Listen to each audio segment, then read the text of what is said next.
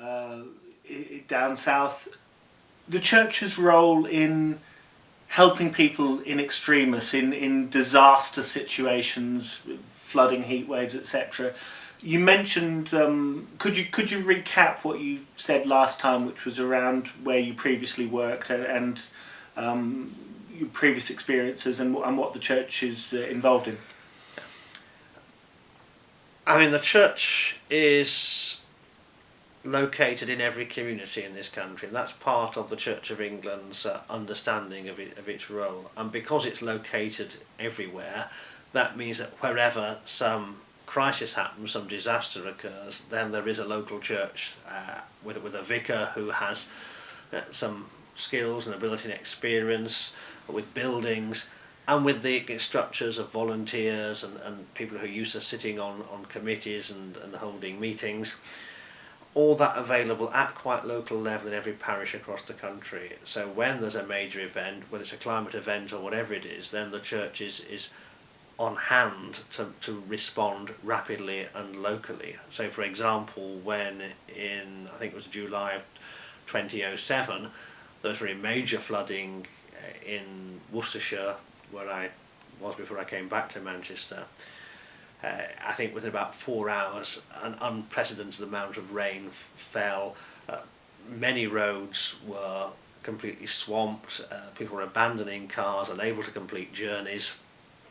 It was church halls and church buildings that were opened up.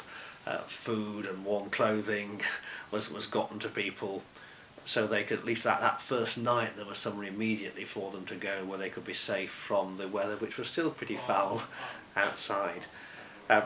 Then the churches can be places where people are evacuated to, sometimes for a little bit longer, until the emergency services kick in with longer term responses. So the church has always had a role, whether it's a natural disaster, or hardly dare say an act of God, or whether it's something like a plane crash or a major pile-up on a motorway. That the churches are often the most immediately available local structures to kind of respond and provide that immediate response. You also mentioned something about flu pandemics last time, which I found interesting. Yes, I mean, churches are, we're part of the response system, and we're part of preparing for whatever events might happen, and even part of times of rehearsing of what a disaster recovery would mean. So again, in my previous diocese at one point, when there was a fear of a major flu pandemic at a level which could mean that a large number of the workforce were sick and a significant number of extra deaths were occurring.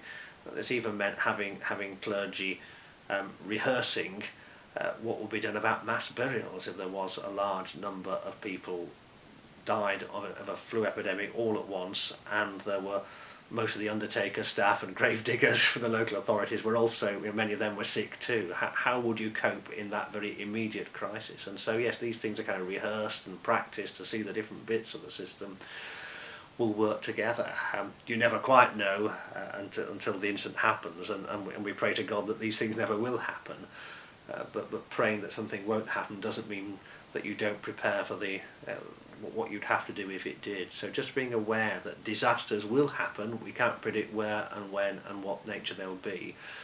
But as far as possible, the church is being part of the resilience that we need in society to respond to those tragedies, whether it's a plane crash or a major epidemic of a new flu variant with a relatively high mortality factor.